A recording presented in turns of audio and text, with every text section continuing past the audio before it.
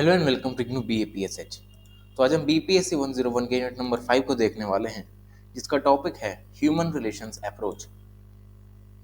तो इस यूनिट में हमें कुछ 4-5 टॉपिक्स पढ़ने हैं, जिसमें सबसे पहला आता है इंट्रोडक्शन। नेक्स्ट आता है हमारे पास early experiments of Mayo. Third आता है ह्यूमन रिलेशन स्टडीज। फोर्थ आता है सिग्निफिकेंस ऑफ हॉथॉर्न स्टडीज। और लास्ट में आता है हमारे पास an appraisal of human relations approach. तो इसके इंट्रोडक्शन में हमें ये बताया गया है कि जो अप्रोच है वो आई कहाँ से। तो जो ह्यूमन रिलेशंस की अप्रोच है पब्लिक एडमिनिस्ट्रेशन से, वो आई है ह्यूमन रिलेशन मूवमेंट से, जो कि हुई थी ये जानने के लिए कि कौन कौन से ऐसे फैक्टर्स होते हैं जो कि इंडस्ट्रियल प्रोडक्टिविटी को यहाँ पर बढ़ाने का काम करते हैं किसी भी एम्प्लॉय की।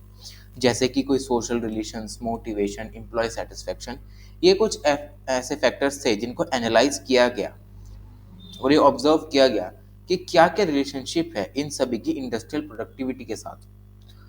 तो ह्यूमन रिलेशंस अप्रोच जो है वो फोकस करती है on the human aspects of organisation. ठीक है, कि जो भी ह्यूमन से रिलेटेड एस्पेक्ट्स हैं ऑर्गेनाइजेशन में, जैसे कि उसकी फीलिंग्स, उसके इमोशन, उसका मोटिवेशन, कुछ इनफॉर्मल नॉर्म्स, इन सभी को इस अप्रोच में हमें पढ़ना रहता है। तो अगर हम क्लासिकल थियरी के कंट्रास्ट में देखें, तो जो पहले की स्टडीज होती थी उसमें से स्ट्रक्चरल एस्पेक्ट्स को देखा जाता था कि भाई ऑर्गेनाइजेशन में कौन कौन से स्ट्रक्चर्स हैं, कैसी अथॉरिटी है, कौन कौन से ऐसे टूल्स हैं जिनका यूज किया जा रहा है, ठीक है, कौन कौन से ऑफिसर्स हैं। तो स्ट्रक्चरल एस्पेक्ट हुआ, पर इससे कुछ ना कुछ नहीं मिल पाया। अब इससे होने क्या लगा कि आगे जो नीड थी ह्यूमन रिलेशन अप्रोच की वो बढ़ने लग गई, कि हमें पता लगना चाहिए कि क्या क्या ऐसे साइकोलॉजिकल और मैकेनिकल वेरिएबल्स होते हैं वर्क प्लेस पर, जिसकी वजह से जो प्रोडक्टिविटी है एम्प्लॉय की वो बढ़ती है। ठीक है, ऐसे कौन कौन से फैक्टर्स हैं जिनको यूज करके जो एम्प्लॉय है वो अपनी प्रोडक्टिविटी को बढ़ा सकता है।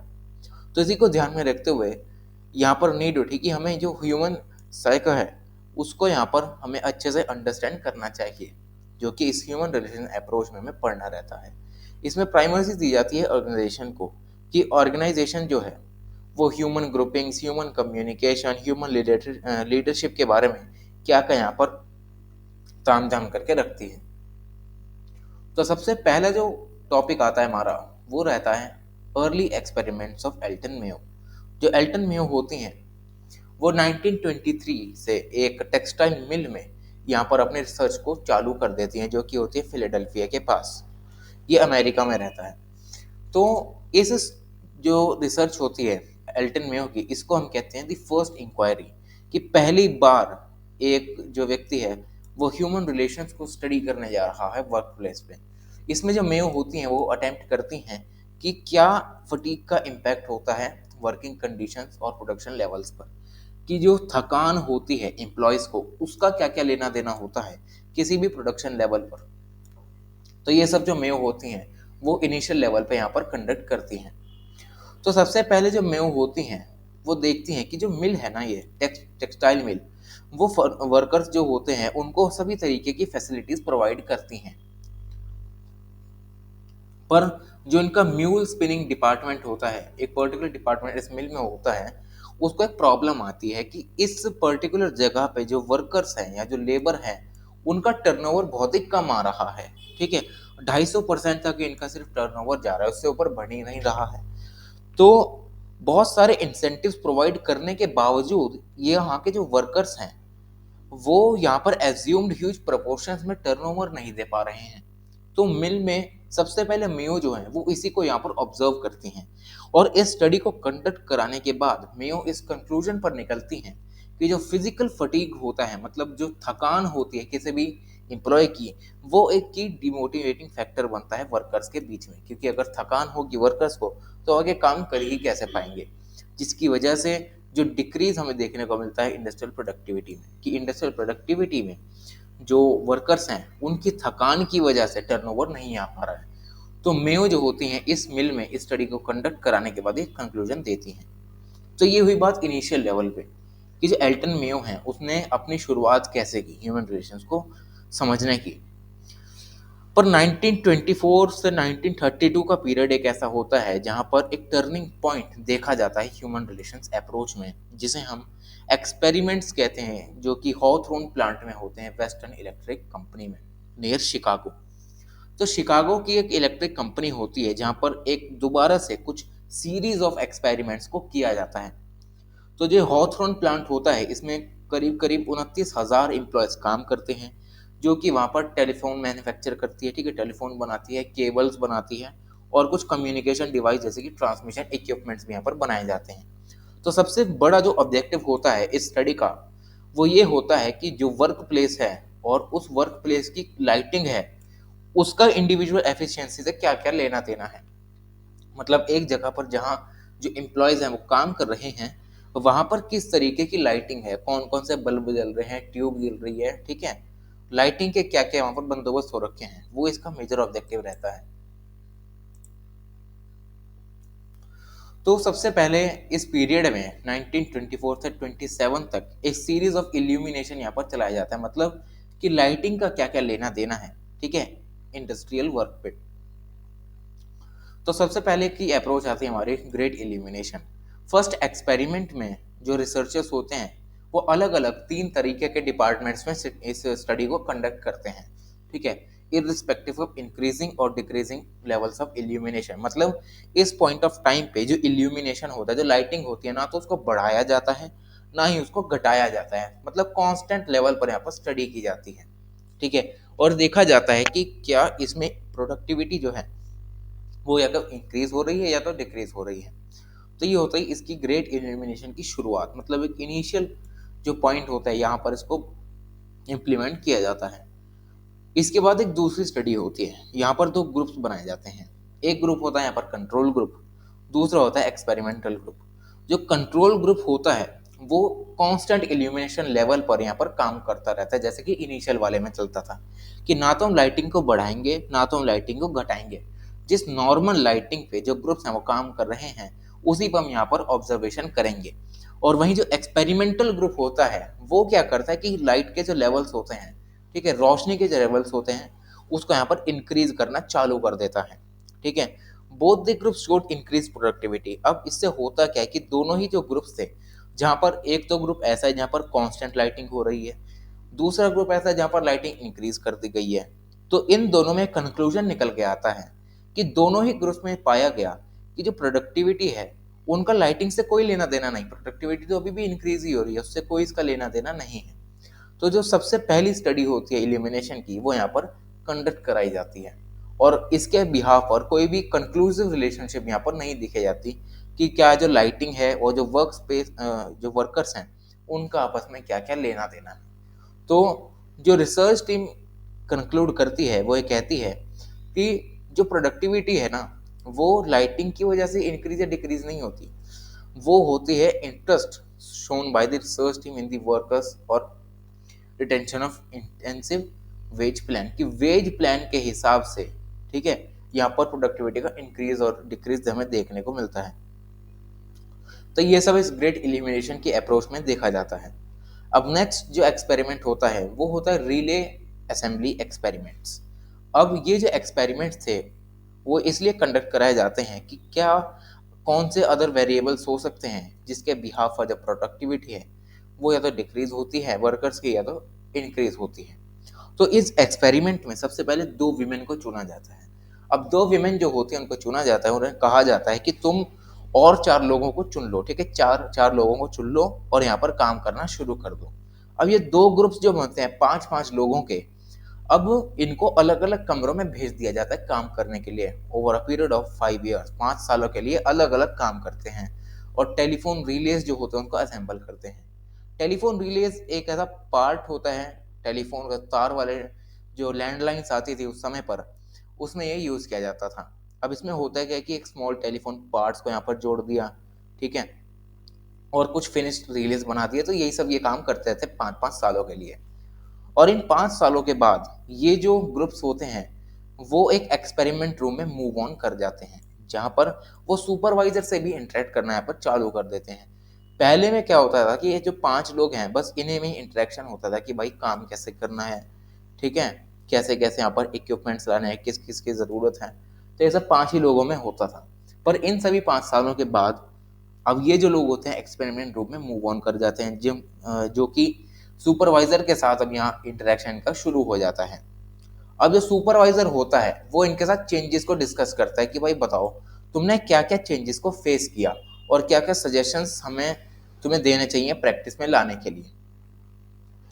तो जो यहाँ पर रिसर्चर्स होते हैं वो मेजर करते हैं कि जैसे जैसे जो डिफरेंट वेरिएबल्स हैं हम उनको चेंज करते हैं, वैसे वैसे वो इंडिविजुअल प्रोडक्टिविटी पर कहीं ना कहीं अपना इम्पैक्ट डालते हैं। अब जैसे कि किसी की पेमेंट बढ़ा दी तो उसकी प्रोडक्टिविटी बढ़ गई, किसी को ब्रेक्स ज़्यादा मिल रहे हैं, ठीक है, कोई थोड़ा काम करके फिर थोड़ा ब्रेक ले रहा है, फिर दोबारा काम चालू कर रहा है, इसकी वजह से उसकी प्रोडक्टिविटी पे क्या असर पड़ रहा है। तो इस तरीके के जो वेरिएबल्स हैं उन सभी को रिसर्च टीम जो है वो ऑब्जर्व करती है। और इन जनरल जो कंक्लूजन निकलता है इस ऑब्जर्वेशन टीम का, वो ये निकलता है कि जो चेंज वेरिएबल है, अगर हम वेरिएबल को चेंज करें उससे जो प्रोडक्टिविटी है वो भी यहाँ पर इंक्रीज होती हुई दिखाई देती है। जो रिसर्चर्स होते हैं वो एक कंक्लूजन निकालते हैं कि कुछ सिग्निफिकेंट फैक्टर्स ऐसे हैं इस स्टडी में जो कि हाईली इम्पैक्ट करते हैं वर्कर्स की प्रोडक्टिविटी को, जैसे कि extra attention given to worker. तो अगर हम एक वर्कर पर एक्स्ट्रा अटेंशन देंगे, उसकी गलतियां निकालेंगे, ठीक है, उसे सजेशंस प्रोवाइड करेंगे कि क्या क्या तुम्हें आगे करना चाहिए, तो इसी के बिहाफ पर यह माना जाता है कि बहुत ही एक सिग्निफिकेंट फैक्टर है कि उस जो वर्कर की जो प्रोडक्टिविटी है उस पर इसका क्या इम्पैक्ट पड़ रहा है। साथ ही साथ हैविंग अ सिंपैथेटिक सुपरवाइजर, एक ऐसा सुपरवाइजर हो जिसमें कुछ दया भावना हो, ठीक है, जो कि फ्रेंडली नेचर के साथ अपने वर्कर से बात करे, ठीक है। अगर हम एक ऐसा सुपरवाइजर लें जो कि खड़ूस हो, गुस्सैल हो, जो अपने वर्कर से गुस्से से काम निकलवाए, ठीक है, उन्हें मारे पीटे, ठीक है, पैसा न दे, तो ऐसे सुपरवाइजर के साथ कौन ही काम करना चाहेगा, ठीक है, लोग भागेंगे। तो इस रिसर्च टीम को ये लगा कि एक सिंपैथेटिक सुपरवाइजर होना चाहिए, एक्स्ट्रा अटेंशन देनी चाहिए वर्कर्स को, और कुछ इंटरेस्ट जो वर्कर्स का है वो भी कुछ यहाँ पर होना चाहिए जिससे कि हायर प्रोडक्टिविटी में यहाँ पर कंट्रीब्यूशन दे सकें। तो इस स्टडी में यही सब कुछ फैक्टर्स निकल कर आते हैं। अब नेक्स्ट जो स्टडी होती है वो होती है इंटरव्यू प्रोग्राम। ये होता है 1928 से 31 के बीच में। अब जो इंटरव्यू है वो एक सिग्निफिकेंट फेज माना जाता है हॉथरन्स एक्सपेरिमेंट्स में। अब ये इसका जो बेसिक ऑब्जेक्टिव होता है वो ये होता है कि ह्यूमन एटीट्यूड्स और ह्यूमन सेंटिमेंट जो है उनकी क्या क्या रिलेशनशिप है ह्यूमंस की प्रोडक्टिविटी के साथ।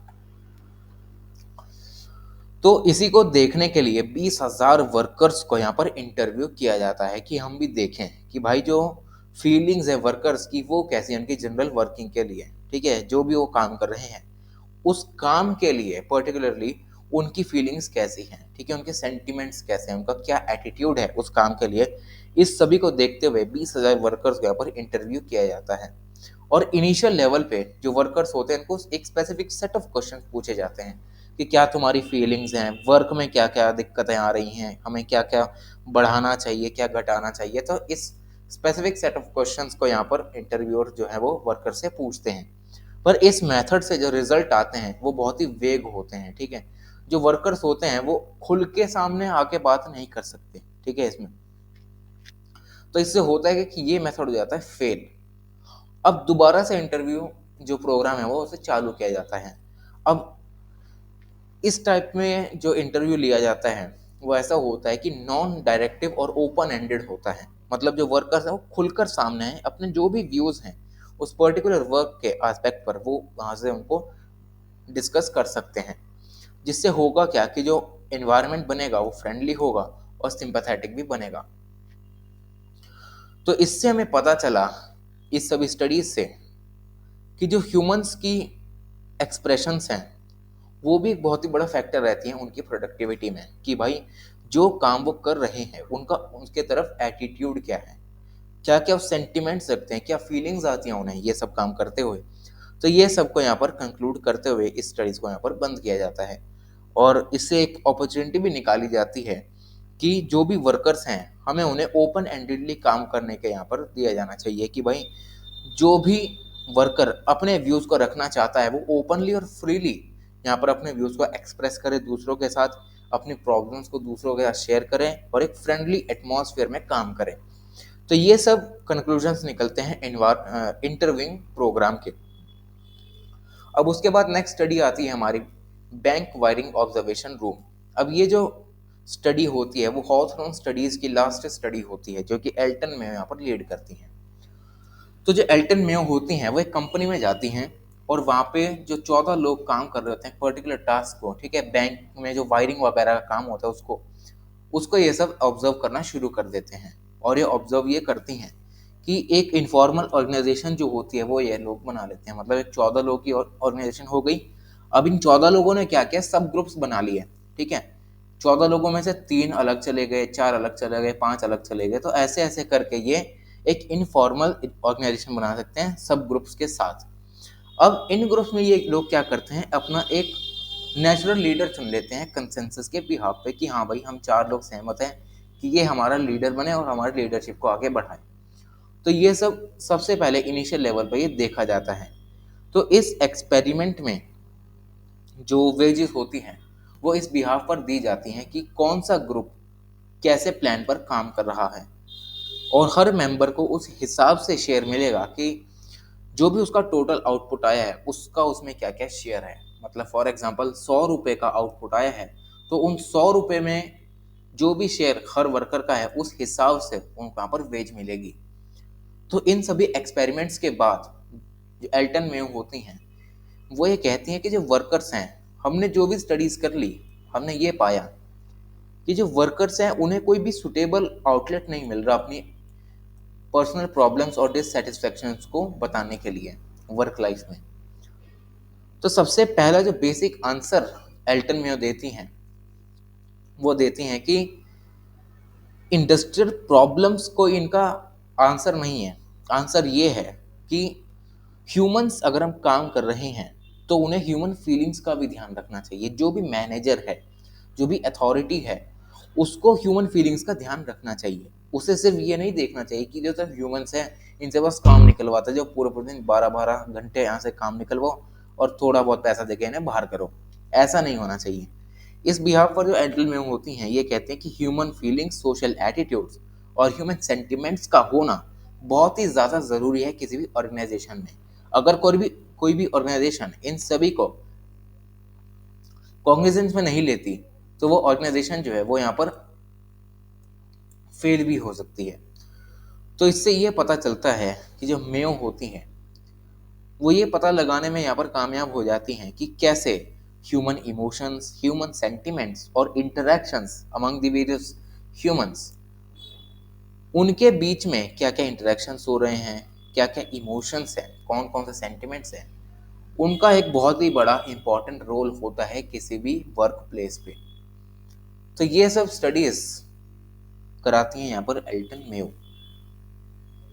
यहाँ पर जो स्टडीज होती हैं वो यहाँ पर सब खत्म हो जाती हैं।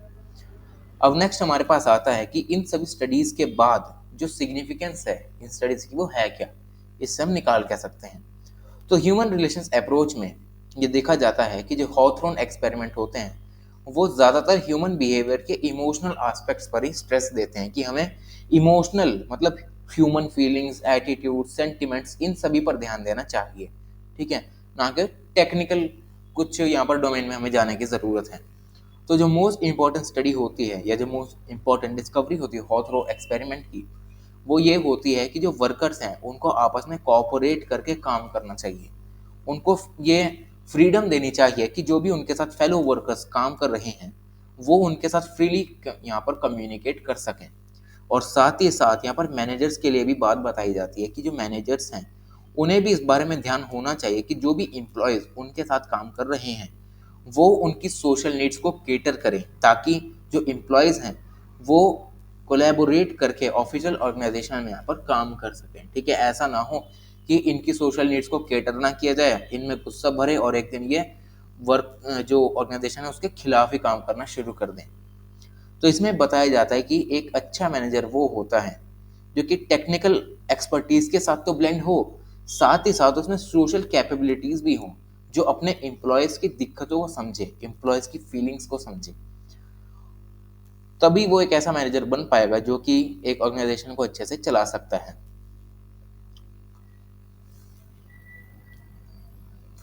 तो नेक्स्ट आता है हमारे पास एक अप्रेजल ह्यूमन रिलेशंस अप्रोच का, कि जो अप्रोच एल्टन मेयो ने चला के रखी इसके क्या क्या पॉजिटिव पॉइंट्स आए। ठीक है, और क्या क्या इसके नेगेटिव पॉइंट्स आए। तो पॉजिटिव्स में सबसे पहले बात की जाती है कि it generated new ideas regarding work groups, कि वर्किंग ग्रुप्स जो होते हैं ना, नए नए आइडियाज को जनरेट कर दिया। जनरेट कैसे किया कि वर्किंग ग्रुप्स जो है वो अपने सब ग्रुप बना लें, एक लीडर को चुन लें, उसके बिहाफ पर काम करना शुरू कर दें, एक इनफॉर्मल ऑर्गेनाइजेशन बनाएं, जैसे कि पिछले वाले एक्सपेरिमेंट में देखा, ठीक है, एक दूसरे को मोटिवेटेड रखें, क्योंकि इन सभी का एक सिग्निफिकेंट इफेक्ट होता है हमारी प्रोडक्टिविटी पे, जिससे कि जो ह्यूमन बिहेवियर है वो डिफाइन किया जाता है। The human relations approach propagated by Elton Mayo paved the way for generation of new ideas on group relationships. अब जो ह्यूमन रिलेशंस अप्रोच होती है, जो कि एल्टन मेयो इसको प्रोपोगेट करती हैं, अब उससे होता है कि ग्रुप रिलेशनशिप्स में नए नए आइडियाज आने लगते हैं, लीडरशिप स्टाइल्स में चेंज आने लगते हैं। यहाँ पर वर्क ऑर्गेनाइजेशन में ह्यूमनाइज करना चालू कर दिया जाता है वर्क को, कि भाई हमें जो वर्क है उसे ह्यूमेन बनाना है, ठीक है, इनह्यूमेन नहीं बनाना। हमें अच्छे से वर्कर्स की फीलिंग्स को समझना है, उनमें क्या क्या दिक्कतें आ रही हैं, उनको काम करते हैं उनको केटर करना है, तो ये सब यहाँ पर किया जाता है। It give primacy two groups values norms and influencing the individual behaviour at work. अब इसमें जो भी प्राइमेसी दी जाती है वो यही दी जाती है कि भाई ग्रुप्स कैसे काम कर रहे हैं, ठीक है, ग्रुप्स की क्या क्या वैल्यूज हैं, कौन कौन से नॉर्म्स को फॉलो कर रहे हैं, इंडिविजुअल का क्या बिहेवियर है वर्क प्लेस पे, तो ये सब इस अप्रोच में बताया जाता है। और साथ ही साथ में ये भी बताया जाता है कि जो सोशल नीड्स हैं उनकी एक बहुत बड़ी इंपॉर्टेंस है इंडिविजुअल वर्किंग में। तो ये सब कुछ पॉइंट्स आते हैं हमारे पॉजिटिव्स के। बाद में आता है हमारे पास नेगेटिव्स की, जो भी क्रिटिक्स होते हैं वो क्या कहते हैं स्टडीज को लेकर। तो जो क्रिटिक्स होते हैं हॉथरन स्टडीज के, वो कहते हैं कि ये तो सिर्फ ह्यूमन एस्पेक्ट्स पर ही बात कर रहे हैं, ठीक है, फीलिंग्स को समझ लो, साथ ही साथ सेंटिमेंट्स को समझ लो, ठीक है, ह्यूमेन कर दो, यहाँ पर कोई टेक्निकल फैक्टर्स की बात ही नहीं करता है जिससे प्रोडक्टिविटी इंक्रीज हो, ठीक है। तो क्रिटिक्स का सबसे पहला जो मुद्दा उठता है वो ये उठता है कि सिर्फ इमोशनल फीलिंग्स को समझने से, एम्प्लॉयज को क्या क्या दिक्कत आ रही है उनको समझने से प्रोडक्टिविटी नहीं बढ़ने वाली, हमें उनको साथ लेकर टेक्नोलॉजिकल फैक्टर्स पर भी ध्यान देना चाहिए, जो कि इक्वल यहाँ पर प्रोडक्टिविटी को इन्हेंस करते हैं, ठीक है। साथ ही साथ यह जो ह्यूमन रिलेशन अप्रोच होती है वो ग्रुप डिसीजन मेकिंग पर भी यहाँ पर सबसे ज़्यादा एम्फेसिस करती है।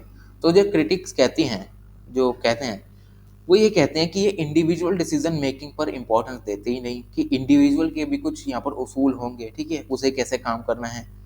ऐसा तो होगा ना कि अगर ग्रुप में एक डिसीजन ले लिया वो तो सब पर इक्वली बाइंडिंग होगा, उसमें इंडिविजुअल का नुकसान भी हो सकता है, फायदा भी हो सकता है।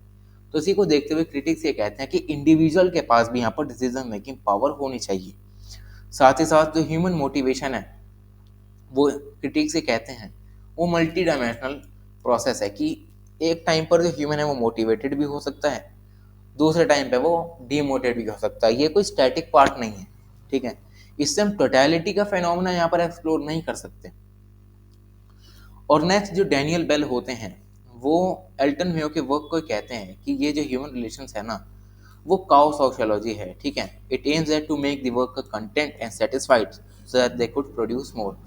तो काउ सोशियोलॉजी ये क्यों कहते हैं, क्योंकि इनका मानना होता है कि जैसे गाय जो होती है वो जब शांत होती है, ठीक है, वो सेटिस्फाइड होती है तभी वो ज़्यादा दूध देती है, ठीक है।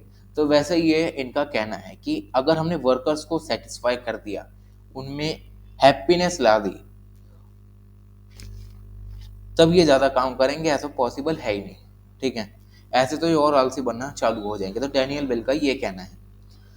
और कुछ जो फ्यू क्रिटिक्स होते हैं वो ये कहते हैं कि इससे होगा क्या, कि जो हमारे जो वर्कर्स हैं अगर हमने उन्हें सभी तरीके की फैसिलिटीज़ प्रोवाइड कर दी, हमने उन्हें किसी भी तरीके का कोई प्रॉब्लम झेलने को नहीं दिया, तो जो एम्प्लॉयज़ हैं वो तो आलसी हो जाएंगे, वो काम क्यों करेंगे भाई, इससे बढ़िया वो घर बैठेंगे आराम से, काम करना ही क्यों।